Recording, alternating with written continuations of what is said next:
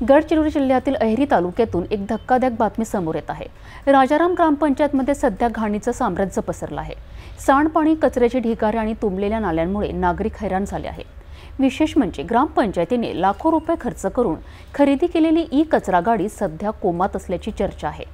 एकीकडे जिल्हा प्रशासन हिवतापावर नियंत्रण मिळवण्याकरिता अथक प्रयत्न करीत असताना राजाराम ग्रामपंचायतीचा हा बेजबाबदारपणा नागरिकांच्या जीवाशी खेळ ठरतोय का, असा प्रश्न आता उपस्थित होत आहे।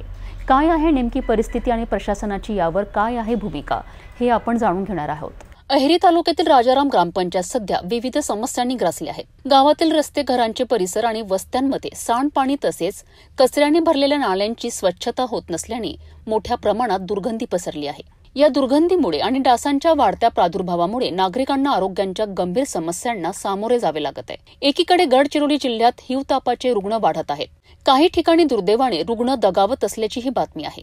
जिल्हाधिकारी आणि मुख्य कार्यकारी अधिकारी स्वतः लक्ष घालून हिवतापवर नियंत्रण मिळवण्यासाठी आरोग्य विभागाच्या माध्यमातून मोठ्या मोहिमा राबवित आहेत। मात्र राजाराम ग्रामपंचायत प्रशासनाने स्वच्छतेकडे केलेल्या दुर्लक्षामुळे या प्रयत्नांना खीळ बसत आहे। गावकऱ्यांकडून मिळालेल्या माहितीनुसार ग्रामपंचायत प्रशासनाने विकासाची कामे तर सोडाच, परंतु किमान स्वच्छतेसाठीही पुढाकार घेतलेला नाही।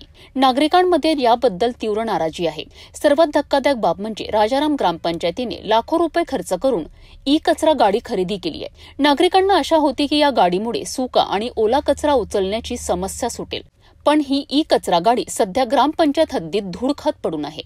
ती शोभेसाठी आणली आहे की काय, असा प्रश्न ग्रामस्थ विचारत आहे।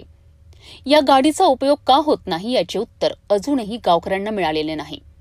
याशिवाय राजाराम ग्रामपंचायतीचे ग्रामसेवक मुख्यालयी राहत नसल्याचीही तक्रार आहे। ते नागेपल्लीहून ये-जा करतात, ज्यामुळे नागरिकांना कागदपत्रांच्या कामासाठी आलापल्ली आणि नागेपल्लीला जावे लागते आहे। पावसाळ्याचे दिवस असल्याने नागरिकांची आणखीनच गैरसोय होत आहे।